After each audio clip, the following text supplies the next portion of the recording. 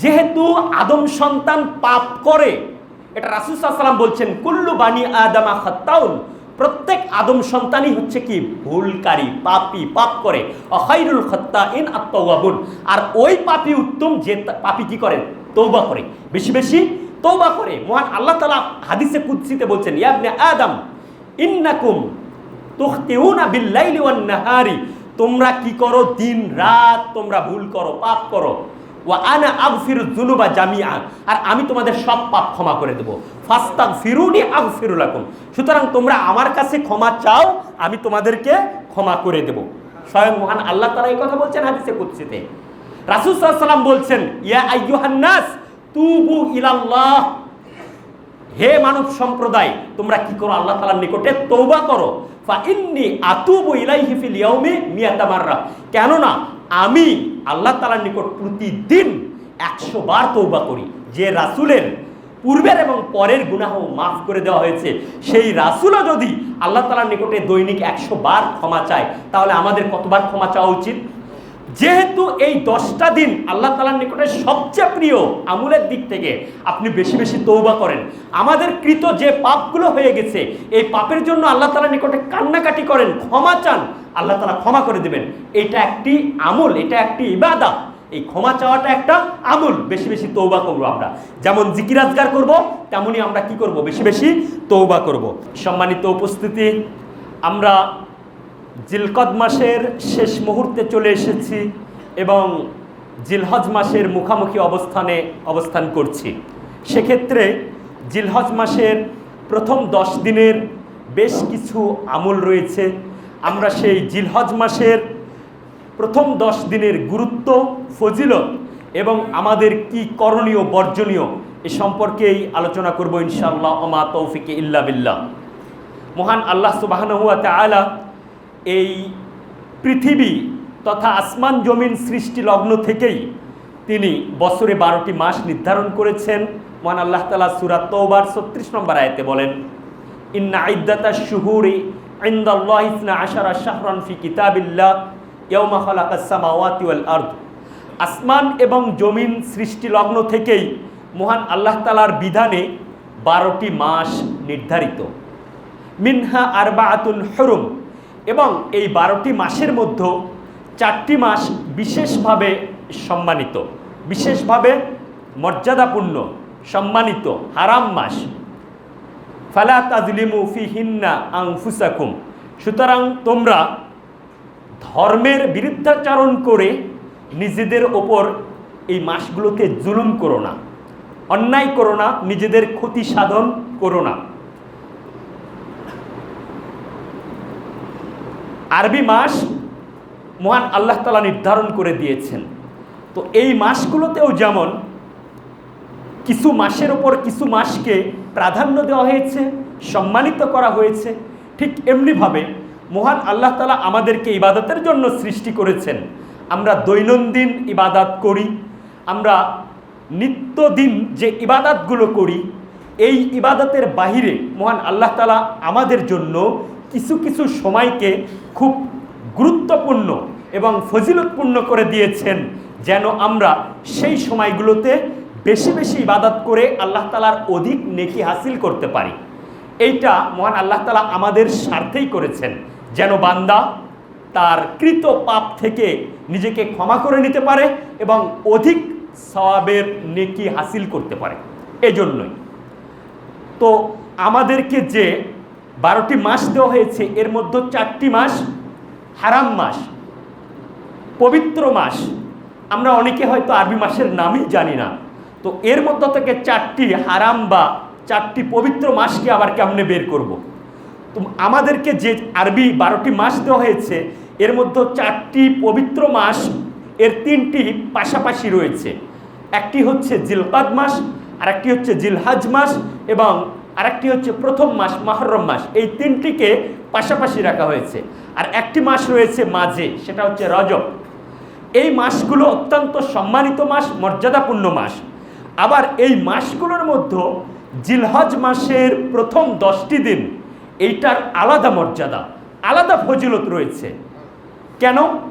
কারণ এই 10টি দিন এমন 10টি দিন যে 10টি দিনে আমরা প্রতিনিয়ত যে ইবাদতগুলো করে থাকি, সেই ইবাদতের পাশাপাশি এখানে এমন কিছু ইবাদত রয়েছে যে ইবাদতগুলো আমরা এই 10 দিনের বাইরে করতে পারি না। তার মধ্যে একটি হচ্ছে ইসলামের 5টি স্তম্ভের একটি স্তম্ভ হজ। এই হজ এই 10 দিনের মধ্যেই করতে হয়। এবং একটি গুরুত্বপূর্ণ ইবাদত, সেটি হচ্ছে কুরবানি। এই কুরবানিটাও এই 10 দিনের মধ্যেই করতে হয়।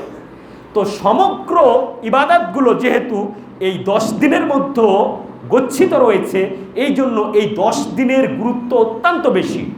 আর এই 10 দিনের এতটাই গুরুত্ব যে মহান আল্লাহ তাআলা এই 10 দিনের কসম খেয়েছেন। পবিত্র কোরআনে মহান আল্লাহ তাআলা অনেক বস্তু, অনেক জিনিসের তিনি কসম করেছেন। এবং মুফাসসিরগণ এবং সালাফগণ তারা বলছেন যে মহান আল্লাহ তাআলা যেই সমস্ত জিনিসের, যেই সমস্ত বস্তুর, যেই সমস্ত সময়ের যা কিছুরই কসম তিনি খেয়েছেন, নিঃসন্দেহে এই বিষয়গুলো অত্যন্ত গুরুত্বপূর্ণ এবং মহান বিষয় এগুলো। তো মহান আল্লাহ তাআলা সূরা ফজরের শুরুতেই বলছেন ওয়াল ফজর ওয়া লায়ালিন আশর ওয়াশ শাফঈ ওয়াল ওয়াতর। মহান আল্লাহ তাআলা বলছেন ফজরের শপথ। এবং এই ফজর বলতে মুফাসসিরগণ জিলহজ মাসের 10ম দিন অর্থাৎ কুরবানির দিনের ফজরের সময়কে, উশার সময়কে বুঝিয়েছেন। ওই সময়টাই সালাত আদায় করতে হয়, কুরবানি দিতে হয়, এটাকেই বুঝিয়েছেন। ওয়ালা ইয়ালিন আশর এবং 10 রাত্রির শপথ। এই 10 রাত্রির শপথ বলতে জিলহজ মাসের প্রথম 10 দিনকে বোঝানো হয়েছে। রাইসুল মুফাসসিরিন আব্দুল্লাহ ইবনে আব্বাস রাদিয়াল্লাহু আনহু, আলী ইবনে আবু তালিব রাদিয়াল্লাহু আনহু, অসংখ্য সাহাবী এবং তাবিঈগণ তারা এই 10 দিন বলতে জিলহজ মাসের প্রথম 10 দিনকেই বুঝিয়েছেন। সুতরাং বোঝা যায় এই 10 দিনের গুরুত্ব অত্যন্ত বেশি।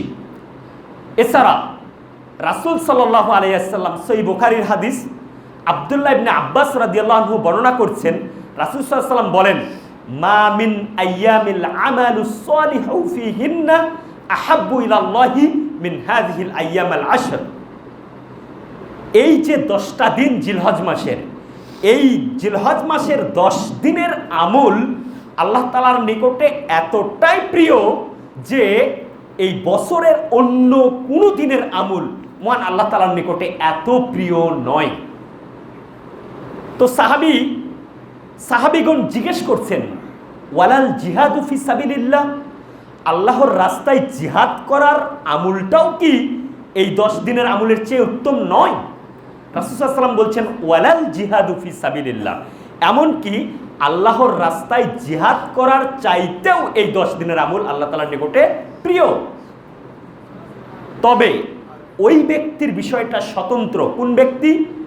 রাজুলুন খারাজা বিনাফসিহি ওয়া মালিহি, যেই মুজাহিদ তার জান নিয়ে, তার মাল নিয়ে, সম্পদ নিয়ে আল্লাহ তাআলার দ্বীনকে সমুন্নত করার উদ্দেশ্যে জিহাদে বেরিয়ে গেল, ফালাম ইয়ারজি মিন যালিকা বিশাইইন, এবং সে ফিরে আসলো না, না তার জান নিয়ে ফিরে এসেছে, না তার মাল নিয়ে ফিরে এসেছে।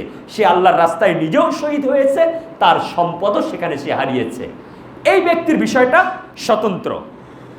এই হাদিসটা তো শুনেছেন, কিন্তু আপনি কি একবার উপলব্ধি করেছেন যে এই 10 দিনের কতটা গুরুত্বপূর্ণ এই 10টা দিন? রাসূল সাল্লাল্লাহু আলাইহি ওয়াসাল্লামকে আবু যার রাদিয়াল্লাহু আনহু জিজ্ঞাসা করলেন আইয়ুল আমালি আফদলু, কোন আমলটা সর্বোত্তম আমল?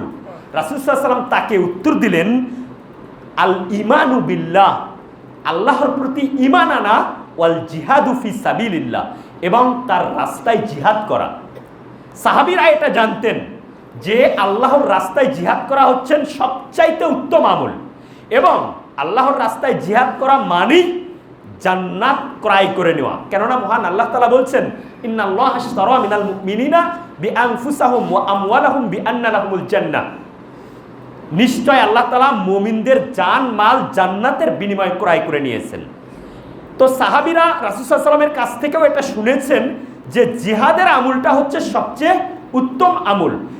এই জন্যই যখন রাসূল সাল্লাল্লাহু আলাইহি ওয়াসাল্লাম বলছেন যে এই জিলহজ মাসের প্রথম 10 দিনের আমলটা আল্লাহ তাআলার নিকট সবচেয়ে প্রিয়, তখন স্বাভাবিকভাবেই সাহাবীরা সেই কথা মনে পড়ে গেছে যে আল্লাহ রাসূল তো জিহাদের কথা বলেছেন সবচেয়ে উত্তম আমল, যার কারণে সাহাবীরা সাথে সাথে জিজ্ঞেস করেছেন ওয়ালাল জিহাদু ফি সাবিলিল্লাহ, আল্লাহর রাস্তায় জিহাদ করার আমলটাও কি এই 10 দিনের আমলের চেয়ে উত্তম নয়? রাসূল সাল্লাল্লাহু আলাইহি ওয়াসাল্লাম বলছেন না, আল্লাহর রাস্তায় জিহাদের চেয়েও এই 10 দিনের আমল আল্লাহ তাআলার নিকটে বেশি প্রিয়। এবার তাহলে বুঝতে পেরেছেন যে এই 10 দিন কতটা গুরুত্বপূর্ণ, এই 10 দিনের আমল আল্লাহ তাআলার নিকট কতটা প্রিয় যে একজন ব্যক্তি জিহাদে চলে যাচ্ছে ওই আমলের চাইতেও উত্তম আমল এটা। এখন অনেকে প্রশ্ন করতে পারেন, তাহলে আমরা তো এর আগেও শুনে এসেছি যে রমাদানের শেষ দশক এটা অত্যন্ত গুরুত্বপূর্ণ। তো এখানে মুফাসসিরগণ এবং সালাফে সালেহিন তারা বলছেন, উলামায়ে ইকরাম তারা বলছেন যে রমাদানের শেষ দশকের রাত্রিবেলার আমলটা সবচাইতে আল্লাহ তাআলার নিকটে প্রিয়। কেননা এই শেষ দশকের একটি রাত রয়েছে, যেই রাতটা কি মিন আলফিশ শাহর, খায়রুম মিন আলফিশ শাহর, 1000 মাস অপেক্ষা উত্তম। এখানে কোনো ঝামেলা থাকছে না, এই জন্য যে রমাদান মাসের শেষ দশকের রাত্রিগুলো উত্তম, আর জিলহজ মাসের প্রথম 10 দিনের বেলার আমলগুলো সবচাইতে আল্লাহ তাআলার নিকটে বেশি প্রিয়।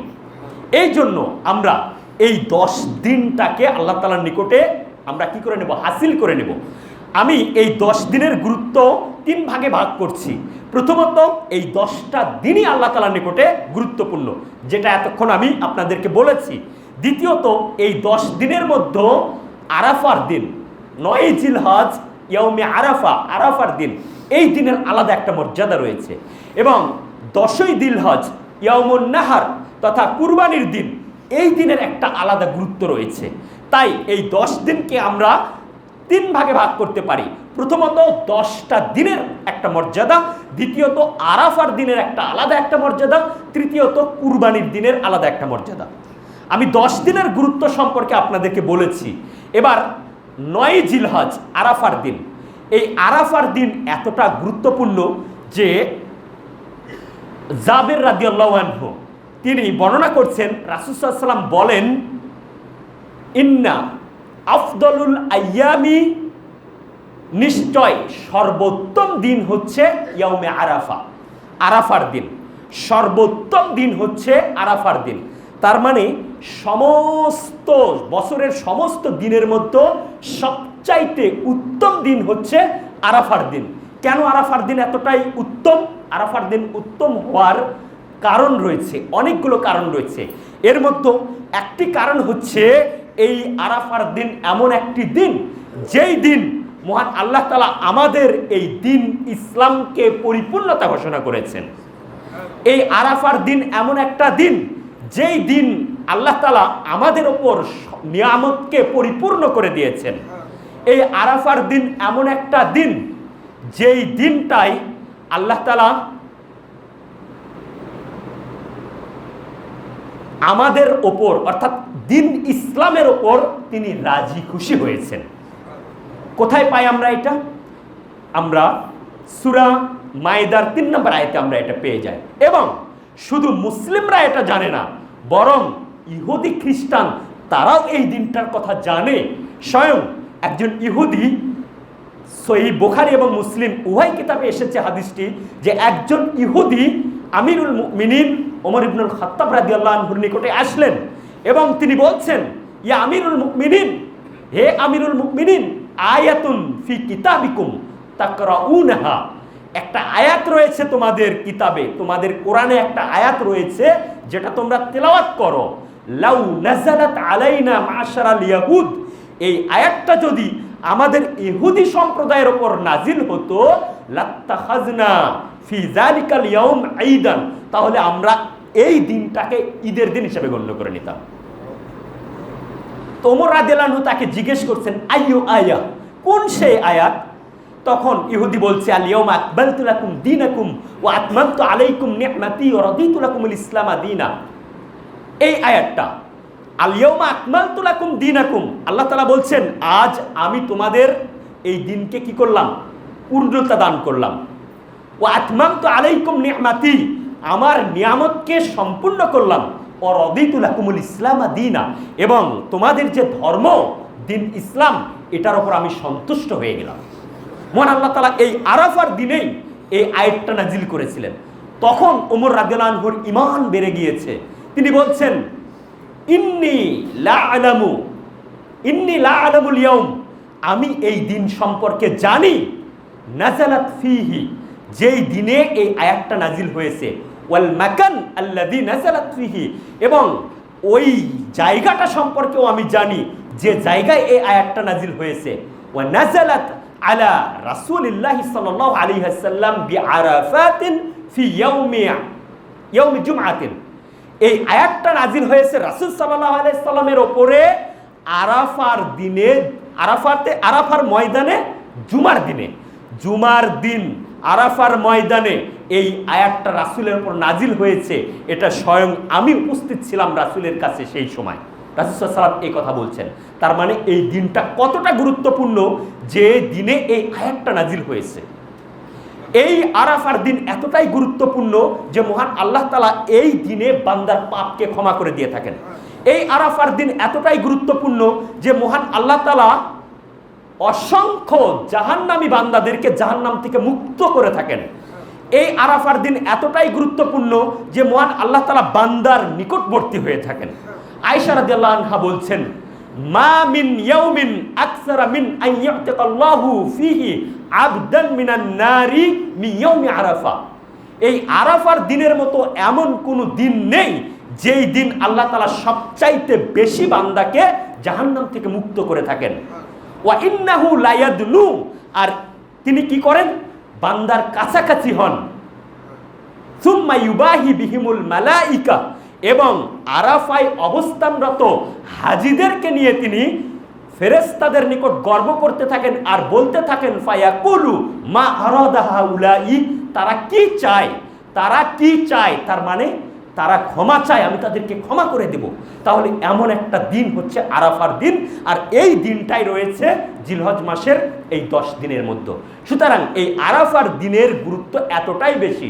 স্বয়ং রাসূল সাল্লাল্লাহু আলাইহি ওয়াসাল্লাম সহিহ মুসলিমের হাদিসে তিনি বলছেন যে, সিয়ামু ইয়াউমি আরাফা আহতাসিবু আলাল্লাহি আন ইউকাফিরা সানাতাল্লাতী ক্বাবলাহু ওয়াস সানাতাল্লাতী বা'দাহু, কোন ব্যক্তি যদি আরাফার দিনের সিয়াম পালন করে তাহলে আল্লাহ তাআলা তার পূর্বের 1 বছরের গুনাহ ক্ষমা করে দিবেন, পরেরও 1 বছরের গুনাহ ক্ষমা করে দিবেন। এতটা গুরুত্বপূর্ণ দিন হচ্ছে এই আরাফার দিন, যেই দিনটা এই 10 দিনের মধ্যে রয়েছে। এইবার দেখেন আরো গুরুত্বপূর্ণ দিন দশম দিন। দশম দিনকে বলা হচ্ছে ইয়াউমুন নাহার তথা কুরবানির দিন। এই দিনটা এতটা গুরুত্বপূর্ণ যে আরাফার দিন সম্পর্কে রাসূল সাল্লাল্লাহু আলাইহি ওয়াসাল্লামের ভাষা হচ্ছে আফদলুল আইয়াম, সর্বোত্তম দিন।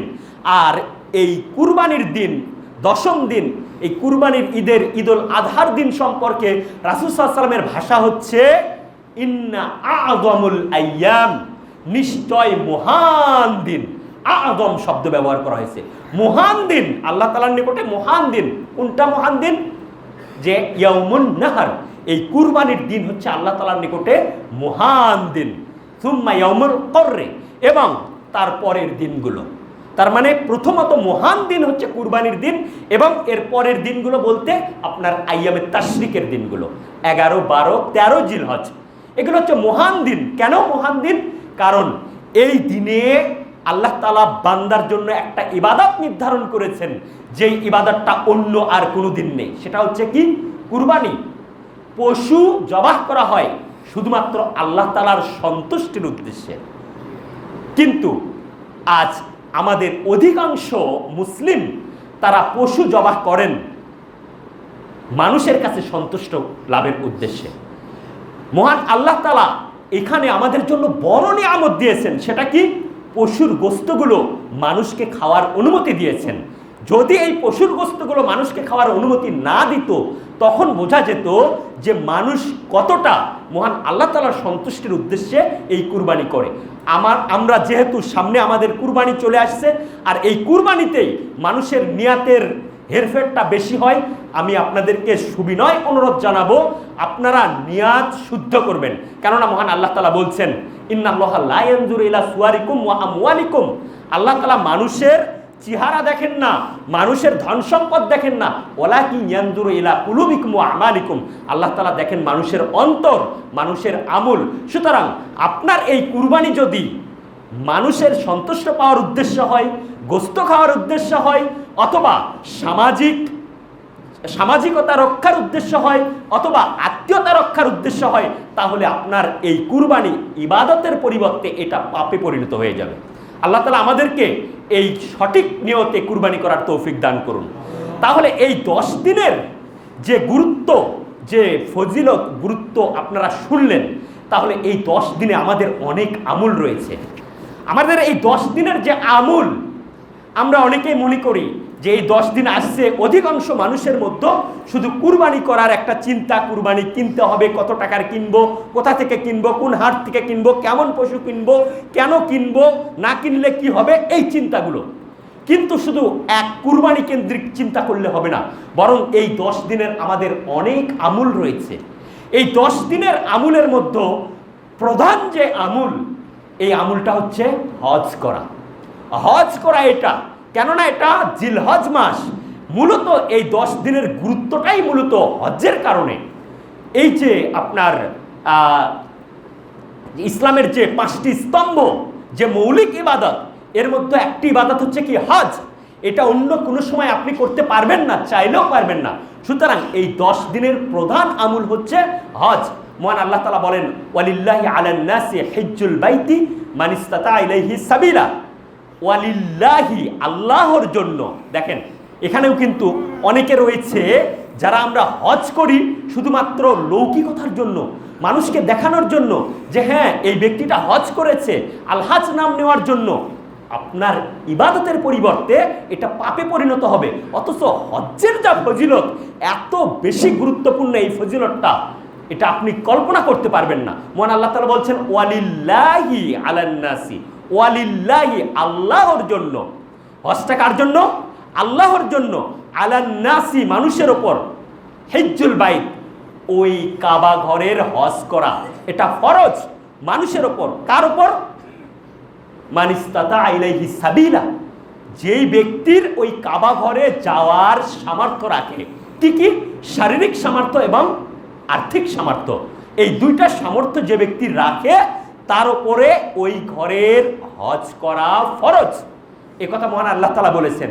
আর এই কাজটা আপনি এই জিলহজ মাসের প্রথম 10 দিনের মধ্যেই করতে পারবেন, অন্য কোনো সময় করতে পারবেন না। সুতরাং যে সমস্ত ভাইদের ওপর হজ ফরজ হয়েছে, ওমরা ফরজ হয়েছে, এমনকি শাইখ বিন বাজ তিনি বলছেন শুধু হজ নয়, বরং ওমরাটাও ফরজ। কোনো ব্যক্তির উপর যদি ওমরাই যাওয়ার মতো সামর্থ্য থাকে, তার উপর ওমরা করাটাও ফরজ। এটা শাইখ বিন বাজ এই ফতোয়া তিনি দিয়েছেন।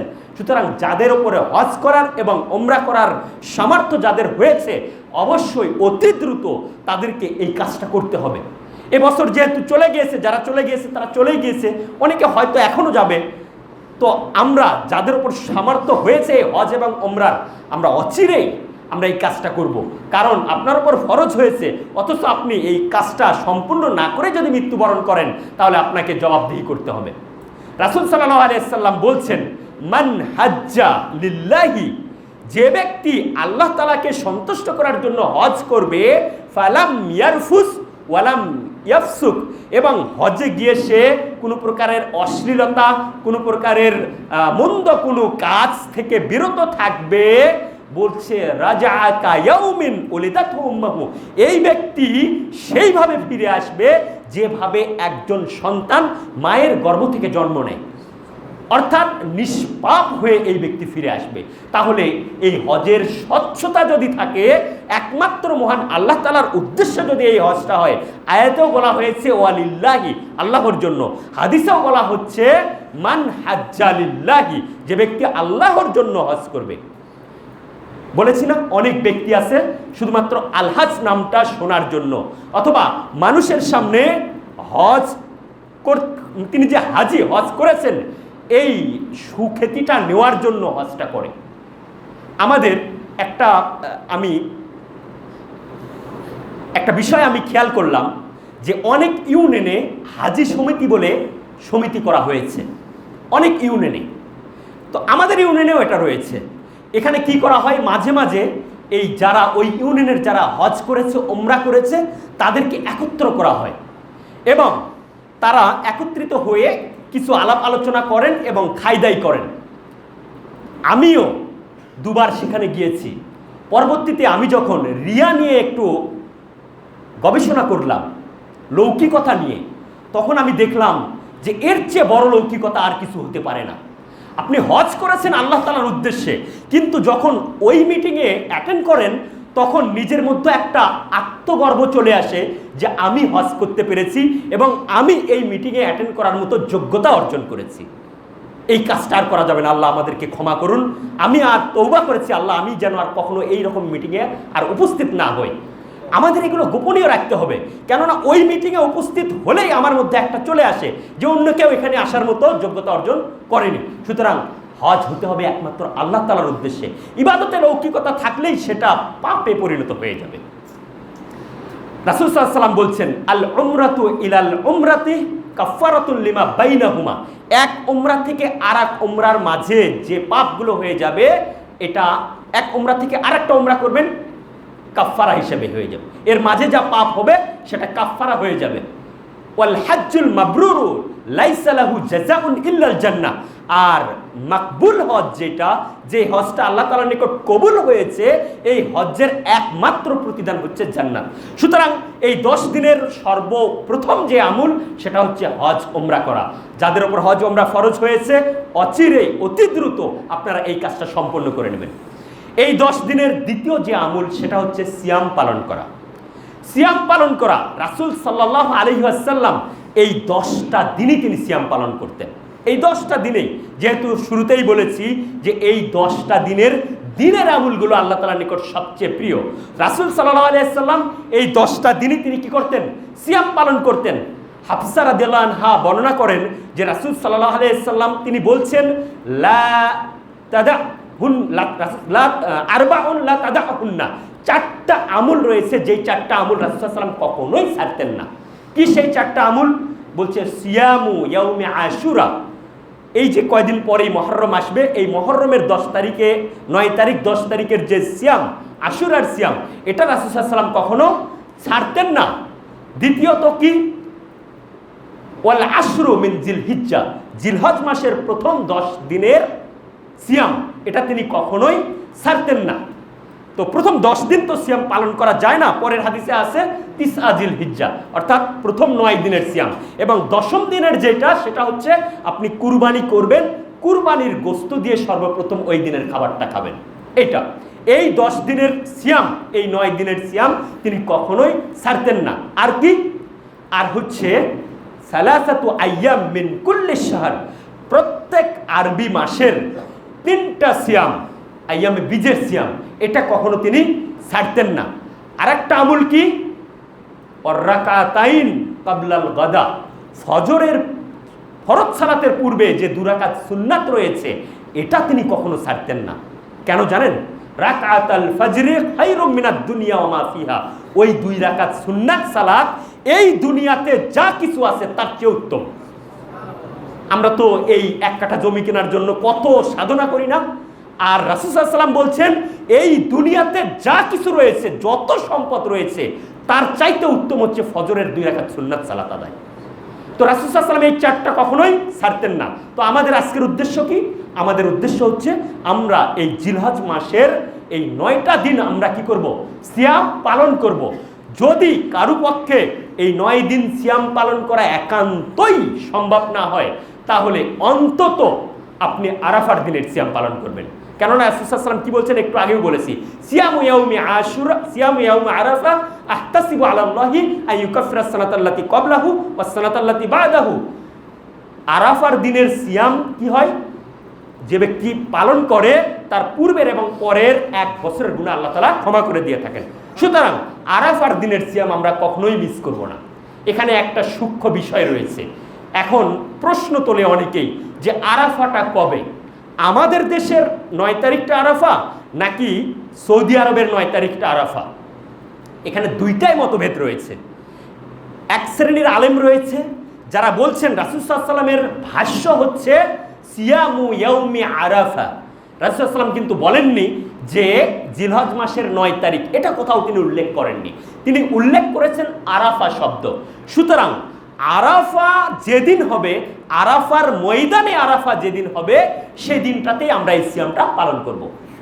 অন্য ওলামারা বলছেন যে আমরা যদি না জানতাম, এখন ইলেকট্রিক মিডিয়া, তাই আমরা জানি যে কবে আরাফা হচ্ছে, কিন্তু একটা তো সময় ছিল যখন মানুষ জানতো না। এখান থেকে আমি জানতাম না সৌদি আরবে কবে আরাফা হচ্ছে, এটা জানতাম না, তাহলে তার জন্য কি হবে? তো তারা বলছে যে আমাদের দেশের যেদিন 9 তারিখ হবে, যেহেতু 9 জিলহজ আরাফার দিন, তো আমাদের দেশের 9 তারিখে আমরা সিয়াম পালন করব। কিন্তু আমি ব্যক্তিগতভাবে আপনাদেরকে বলবো, প্রথমত আমরা যদি এই আমাদের দেশের অনুযায়ী 9টা দিনই যদি আমরা সিয়াম পালন করি, তাহলে আপনি একটা দিন পেয়েই যাবেন। দ্বিতীয়ত, এটা যদি সম্ভব নাও হয়, তাহলে আপনি আরেকটা কাজ করবেন, সেটা হচ্ছে আপনি ওদেশের আরাফা যেদিন, সেদিন আপনি সিয়াম পালন করবেন, আমাদের দেশের 8ই জিলহজ হবে। দ্বিতীয়ত, আমাদের দেশের যেদিন 9 জিলহজ হবে, সেদিনও আপনি কি করবেন? সিয়ামটা পালন করবেন। তাহলে দেখবেন ওদেশেরও 9 তারিখ হচ্ছে, আমাদের দেশেরও 9 তারিখ হচ্ছে, বাস সমাধান। আমি ব্যক্তিগতভাবে 2 দিন আমি পছন্দ করি, সবচাইতে বেশি পছন্দ করি, যেহেতু রাসূল সাল্লাল্লাহু আলাইহি ওয়াসাল্লাম আরাফা শব্দ উল্লেখ করেছেন, সেক্ষেত্রে সৌদি আরবের আরাফায় আমরা যে কোনোভাবেই হোক, এখন তো সংবাদ পাচ্ছি, সুতরাং ওটাই। তারপরেও কারোর মধ্যে সন্দেহ থাকলে উনি কি করবেন? ও দেশের আরাফা এবং আমাদের দেশের 9 জিলহজ যেদিন হবে, 2 দিনই আপনি সিয়াম পালন করে নেবেন, তাহলেই সমাধান শেষ। এবার আসি আমরা এই 10 দিনের আমলের মধ্যে আরও একটি আমল হচ্ছে বেশি বেশি জিকির করা। মহান আল্লাহ তাআলা সূরা হজ্জে বলছেন, ওয়ায়াযকুরুসমাল্লাহি ফি আইয়ামিম মা'লুমাত, আর তারা কি করবে? এই নির্দিষ্ট জানাশোনা দিনগুলোতে তারা আল্লাহ তাআলার জিকির করবে, আল্লাহ তাআলাকে স্মরণ করবে। তো মুফাসসিররা এই আব্দুল্লাহ ইবনে আব্বাস, আলী রাদিয়াল্লাহু আনহু, জুবাইর রাদিয়াল্লাহু আনহু এবং অসংখ্য তাবিঈ এবং বর্তমান সালাফ সবাই বলছেন এই আইয়ামুল মালুমাত, নির্দিষ্ট জানাশোনা দিনগুলো বলতে আপনার এই জিলহজ মাসের প্রথম 10টি দিনকে বোঝানো হচ্ছে। এই 10 দিনে বেশি বেশি জিকির আজগার করতে হবে, বেশি বেশি আল্লাহ তাআলাকে স্মরণ করতে হবে। গত সপ্তাহে আপনাদের মাঝে জিকির সম্পর্কে এখানে খতিব সাহেব আলোচনা করেছেন, আপনারা বেশি বেশি জিকির করবেন। যেহেতু তিনি জিকির সম্পর্কে আলোচনা করেছেন এবং আপনারাও মুখ্যম একটা সময় পাচ্ছেন এই জিলহজ মাসের প্রথম 10টা দিন, বেশি বেশি জিকির করবেন। রাসূল সাল্লাল্লাহু আলাইহি সাল্লাম বলেন, আব্দুল্লাহ ইবনে ওমর রাদিয়াল্লাহু আনহু বর্ণনাকারী, রাসূল সাল্লাল্লাহু আলাইহি সাল্লাম বলছেন, মা মিন আইয়ামিন আ'যামু ইনদাল্লাহি ওয়ালা আহাব্বু ইলাইহিল আমালু ফিহিন্না মিন হাযিহিল আইয়ামিল আশর। এই যে 10টা দিন আল্লাহ সবচাইতে মহান দিন এবং সবচাইতে আল্লাহ তাআলার নিকটে প্রিয় দিন, কিসের দিক থেকে? সৎ আমল করার দিক থেকে উত্তম দিন। এরপরে বলছেন, ফাআকসিরু ফিহিন্না মিনাত তাকবীরি ওয়াত তাহলিলি ওয়াত তাহমিদি। সুতরাং তোমরা কি করো? এই দিনগুলোতে বেশি বেশি তাকবীর পাঠ করো, বেশি বেশি তাসবিহ পাঠ করো, বেশি বেশি তাহমিদ, আল্লাহ তাআলার প্রশংসা করো, যেটা আমরা একটা তাকবীরের মধ্যে পেয়ে যাই, আল্লাহু আকবার, আল্লাহু আকবার, আল্লাহু আকবার, লা ইলাহা ইল্লাল্লাহু, আল্লাহু আকবার, আল্লাহু আকবার, ওয়ালিল্লাহিল হামদ। চাঁদ ওঠার সাথে সাথে আপনি কি করেন? এটা শুরু করে দেন এবং এইটা 2 ভাগে বিভক্ত, একটা তাকবীরে মুতলাক আর একটা হচ্ছে তাকবীরে মুকাইয়্যদ। একটা হচ্ছে অনির্দিষ্ট তাকবীর, সেটা চাঁদ ওঠার সাথে সাথে শুরু করবেন এবং আপনার আইয়ামে তাশরিক তথা 13 জিলহজ আসর পর্যন্ত আপনি এটা চালিয়ে যাবেন, চলতে থাকবে, মাগরিবের আগ পর্যন্ত চলতে থাকবে। এটা অনির্দিষ্ট, এটা সব সময়। এমনকি আপনার সহিহ বুখারীতে হাদিস এসেছে, আবু হুরায়রা রাদিয়াল্লাহু আনহু এবং আব্দুল্লাহ ইবনে ওমর রাদিয়াল্লাহু আনহু তারা কি করতেন? মাঝে মাঝে বাজারে চলে যেতেন, যদিও তারা বিনা প্রয়োজনে বাজারে যেতেন না, কিন্তু মাঝে মাঝে তারা বাজারে যেতেন, উদ্দেশ্য একটাই, বাজারে গিয়ে তারা উচ্চস্বরে এই তাকবীর পাঠ করতেন। তাদের তাকবীর শুনে বাজারের অন্য অন্য লোকরাও তাদের সঙ্গে তাকবীর পাঠ করত। সুতরাং আপনি যখন তখন যেখানে সেখানে, এর জন্য অজুর প্রয়োজন নেই, আপনি এই তাকবীর পাঠ করবেন, চাঁদ ওঠার সাথে সাথে শুরু করবেন এবং আপনার 13 জিলহজ মাগরিবের আগ পর্যন্ত এটা চলতেই থাকবে।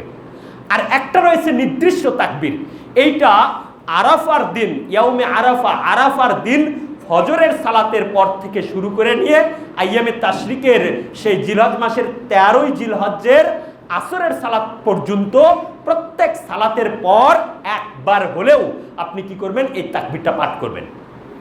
এমনকি এমনও রয়েছে যে সাহাবীরা কোনো সালাতে যদি এই তাকবীর পাঠ করতে ভুলে যেতেন, তারা পরবর্তীতে কাজা পর্যন্ত করতেন। এটা হচ্ছে আপনার নির্দিষ্ট তাকবীর। এই 2 তাকবীর এবং আমরা অধিক সময় জিকির আজকারে ব্যস্ত থাকবো এই 10টা দিন। এরপর আমাদের এই জিলহজ মাসের আরও যে করণীয় রয়েছে, আরও যে কাজ রয়েছে, তার মধ্যে আরও একটি হচ্ছে আমরা এই দিনে তওবা করব।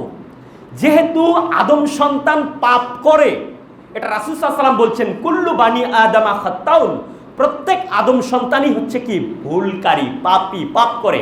খায়রুল খাত্তাইন আত-তাওয়াবুন, আর ওই পাপী উত্তম যে পাপী কি করেন, তওবা করে, বেশি বেশি তওবা করে। মহান আল্লাহ তাআলা হাদিসে কুদসিতে বলছেন, ইয়া ইবনে আদম ইন্নাকুম তুখতিউনা বিল-লাইলি ওয়ান-নাহারি, তোমরা কি করো, দিন রাত তোমরা ভুল করো, পাপ করো। ওয়া আনা আগফিরুয যুনুবা জামিআ, আর আমি তোমাদের সব পাপ ক্ষমা করে দেব।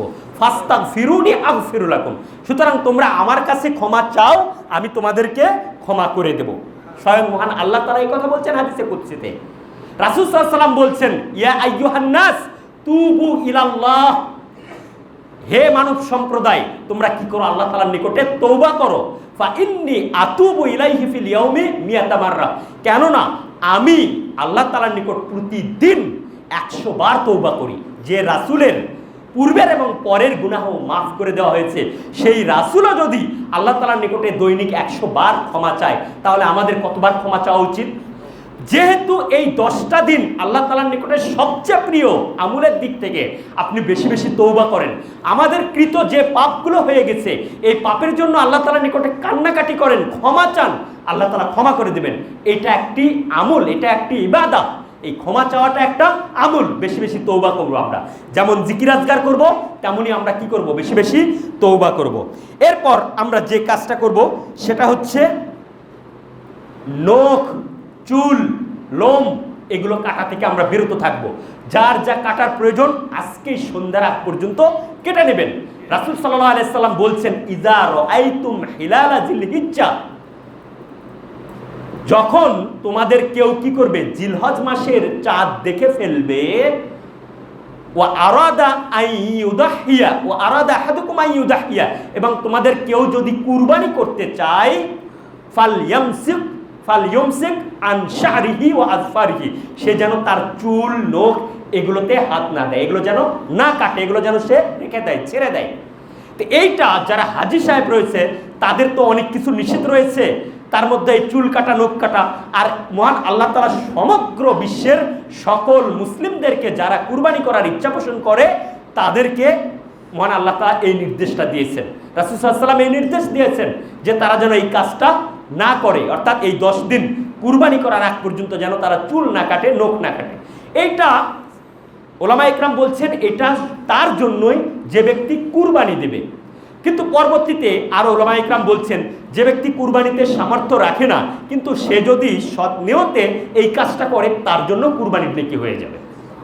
তো আমরা এই কাজটা থেকে বিরত থাকব। যাদের যাদের চোখ, নখ কাটার প্রয়োজন, যাদের যাদের লোম কাটার প্রয়োজন, চুল কাটার প্রয়োজন, তারা আজকেই মাগরিবের আগেই সেটা সম্পূর্ণ করে নেব। এই 10ম দিনের আরো আমল হচ্ছে আপনার ঈদের সালাত আদায় করা। 10ম দিনে ঈদের সালাত আদায় করা। 10ম দিন হচ্ছে ইয়াউমুন নাহার, কুরবানির দিন। এই দিনের প্রথম যে কাজ সেটা হচ্ছে ঈদের সালাত আদায় করা। সূর্য ওঠার পরপরই ঈদের সালাত আদায় করা, এটাই সুন্নাত। আমাদের দেশে অনেকেই আমরা কি করি, কেউ 8টায়, কেউ 9টায়, কেউ 10টাতেও আমরা ঈদের মাঠ পড়ি, কিন্তু এটা কিন্তু আসলে সুন্নাত নয়। বরং সুন্নাত হচ্ছে আপনি এই দিনের প্রথম কাজটাই শুরু করবেন ঈদের সালাতের মাধ্যমে। আমরা মধ্যপ্রাচ্যে দেখে এসেছি, সেখানে যে কাজটা করে তারা ফজরের সালাত আদায় করে, তারপর সেখানেই বসে জিকির আজগার করে, এরপর সূর্য উঠে যায়, তারপর সালাত আদায় করে নেয়। সুতরাং আমরাও সূর্য ওঠার পরপরই আমরা এই ঈদের সালাতটা আমরা আদায় করে নেব। এবং এই ঈদের দিন এটা কিন্তু একটা উত্তম দিন, যদি আগেও বলেছি গুরুত্বপূর্ণ, যে এমনকি আপনার রাসূল সাল্লাল্লাহু আলাইহি ওয়াসাল্লাম যখন মদিনায় আসলেন, তিনি মদিনার ইহুদিদেরকে দেখলেন তারা 2টা দিন কি করে, তারা 2টা দিন খেল তামাশা করে, বিভিন্ন ধরনের আনন্দ ফুর্তি করে। তো রাসূল সাল্লাল্লাহু আলাইহি ওয়াসাল্লাম বলছেন মা হাযানান ইয়াওমান, এই দুইটা দিন কি যে এই দুইটা দিনে তোমরা এভাবে খেলতামাশা করছো, তোমরা আনন্দ ফুর্তি করছো? তারা বলছে যে এই দুইটা দিন হচ্ছে আমরা জাহেলি যুগ থেকেই এই দুইটা দিনে আনন্দ ফুর্তি খেলতামাশা করে আসছি। কিন্তু রাসূল সাল্লাল্লাহু আলাইহি ওয়াসাল্লাম সেটার অনুমতি দেননি, বরং তিনি বলছেন ইন্নাল্লাহা কাদ আবদালাকুম বিহিমা খায়রাম মিনহুমা, নিশ্চয় আল্লাহ তাআলা তোমাদের এই দুই দিনের পরিবর্তে তোমাদেরকে উত্তম দুইটা দিন দিয়েছেন। আর সেটা কি? ইয়াউমুল আদহা ও ইয়াউমুল ফিতর।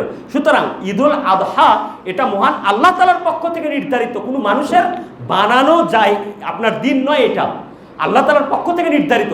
সুতরাং আল্লাহ তাআলার রাসূলের পক্ষ থেকে এটাও নির্ধারিত যে এই দিনগুলোতে আপনাকে কি করতে হবে।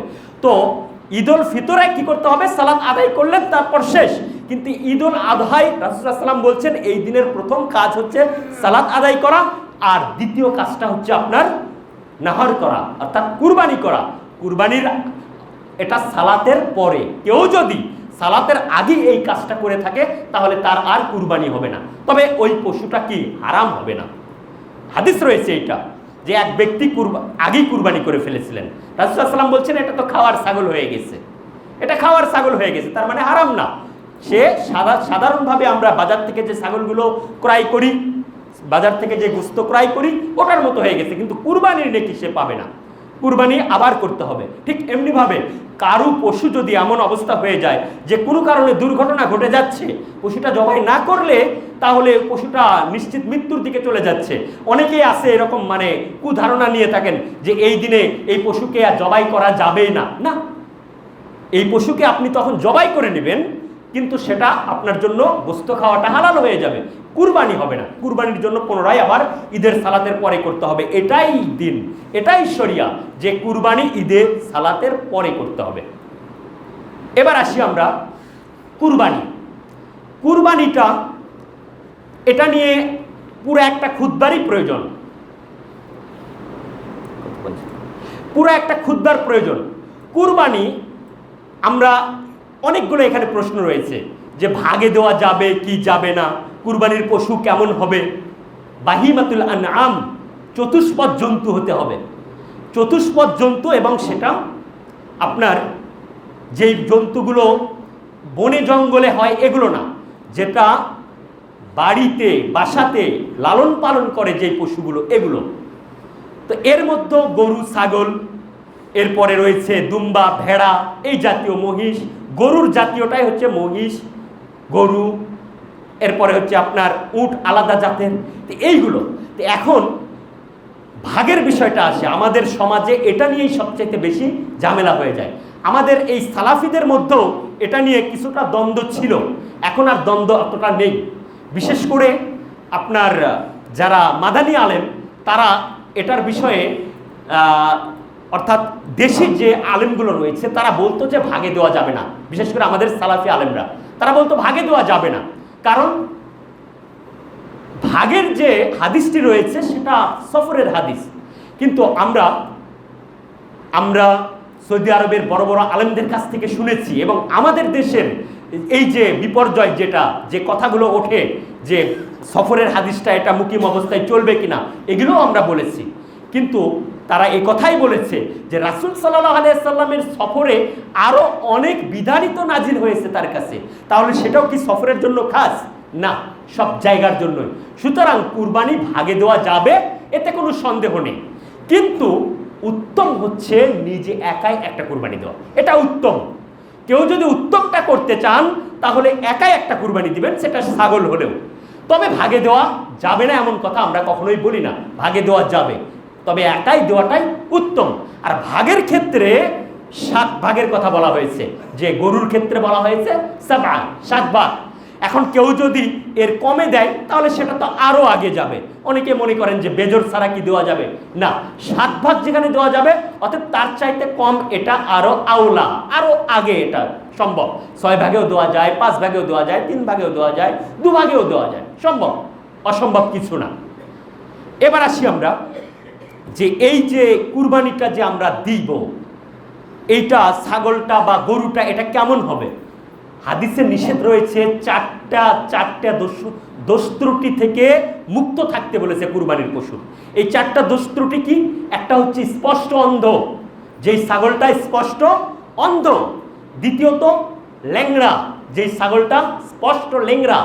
তৃতীয়ত এই ছাগলটা হচ্ছে শিং ভাঙা, কান কাটা, এগুলো চলবে না। চতুর্থত জীর্ণ শীর্ণ, যেই ছাগলটা নিজেই চলতে পারছে না, এতটাই জীর্ণ শীর্ণ হয়েছে যে এই ছাগলটা মজ্জি, অর্থাৎ হাড়ের মধ্যে ক্যালসিয়াম নেই, যার কারণে ছাগল নিজে উঠতে পারে না, চলতে পারে না।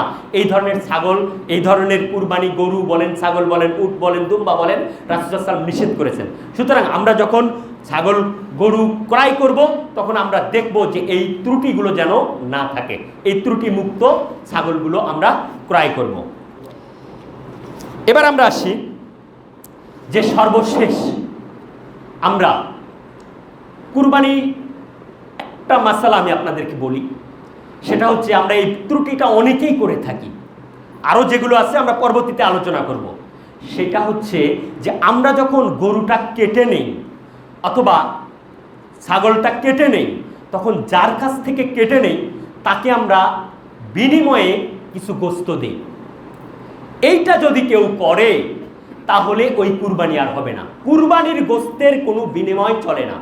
সুতরাং আপনি কারো কাছ থেকে যদি আপনার এই কুরবানির সাহায্য নেন, গোস্ত কেটে নেন, তাহলে তাকে নির্দিষ্ট মূল্য দিতে হবে এবং তার সঙ্গে আপনার চুক্তি থাকবে, আমি কিন্তু তোমাকে কুরবানির গোস্ত থেকে গোস্ত দেব না, তবে হ্যাঁ অতটুকু আপনি দিতে পারেন, সেটা হচ্ছে কাজ না করলেও আপনি তাকে যতটুকু দিতেন অতটুকু গোস্ত আপনি তাকে দিতে পারেন।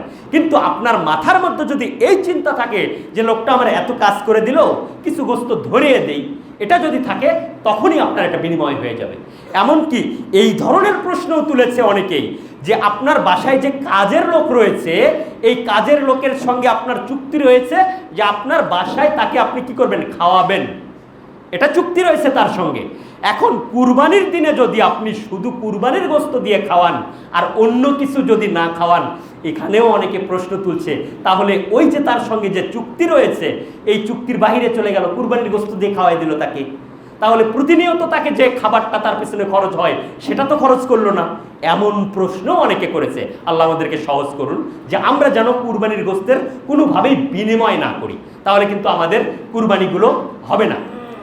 তো আমরা সবচাইতে বেশি যে বিষয়টা আমরা বলবো সেটা হচ্ছে আমরা এই 10টা দিন আমরা বেশি বেশি আমল করি, বেশি বেশি জিকির আজগার করি। আমরা 10টা দিনের এই 9টা দিনই আমরা সিয়াম পালন করার যথাযথ চেষ্টা করি। কেউ যদি সিয়াম 10 দিন পালন নাও করতে পারেন, অন্তত আমরা যেন আমরা এই আরাফার দিন সিয়ামটা পালন করি। আর এটার যে ঝামেলাটা থাকলো, এর জন্য আমি কি বললাম, 2টা দিন করবেন। একটা হচ্ছে সৌদি আরবের আরাফার দিন, আর আরেকটা হচ্ছে আমাদের দেশের 9 জিলহজ। তাহলে দেখবেন আর ঝামেলা থাকবে না। যদি এটাও কেউ না করতে চান, তাহলে আমি যেটা নিজে পছন্দ করি সেটা হচ্ছে সৌদি আরবের আরাফার দিনে এই আরাফার সিয়ামটা পালন করব, এই কাজটা। আরেকটা জিনিস আমি বলতে ভুলে গেছি, সেটা হচ্ছে এই 10 দিন বেশি বেশি দান খয়রাত করবেন। যেহেতু আল্লাহ তাআলার নিকটে সবচাইতে প্রিয় এই 10টা দিন, সুতরাং আপনি যখন বেশি বেশি দান খয়রাত করবেন, এটাও আল্লাহ তাআলার নিকটে সবচাইতে বেশি প্রিয় দান হিসাবে আল্লাহ তাআলার নিকট গ্রহণীয় হবে। সুতরাং যারা আমরা দান খয়রাত করি, যারা আমরা যাকাত ফিতরাও অনেকে এই সময় পড়ে যায়, অনেকের পড়ে যেতে পারে, তো এই সময়ে দিয়ে দিবেন। আর বিশেষ করে অতিরিক্ত যে দান খয়রাত, এটা আমরা যেন করি। পরিশেষে আপনাদেরকে আমি আবারও বলবো, আমরা এই জায়গাতে বেশ কয়েক মাস হচ্ছে, প্রায় বছরের বেশি হয়ে গেল মনে হয়, সালাত আদায় করতেছি আমরা। অচিরেই আমরা আমাদের মূল মসজিদের দিকে আমরা চলে যাব। আমাদের হাতে এখনো অনেকগুলো কাজ বাকি রয়েছে। তো আবারও আপনাদের নিকটে আমি সবিনয় অনুরোধ করছি, এই মসজিদের কাজ যখন শুরু হয় তখনও আমি অনুরোধ করে আপনাদেরকে বসিয়েছিলাম এবং আপনারা প্রতিজ্ঞাবদ্ধ হয়ে মসজিদটা করে দেওয়ার জন্য অনেকেই প্রতিশ্রুতি করেছিলেন। প্রতিশ্রুতি অনেকেই পূর্ণ করেছেন, অনেকেই আংশিক করেছেন, এখনও করেননি। আমি আবারও আজকে আপনাদের কাছে অনুরোধ করছি, মসজিদটা যেন অতি তাড়াতাড়ি সম্পূর্ণ হয়ে যায়, আপনারা নিজেরা সেই ব্যবস্থাটা নেবেন।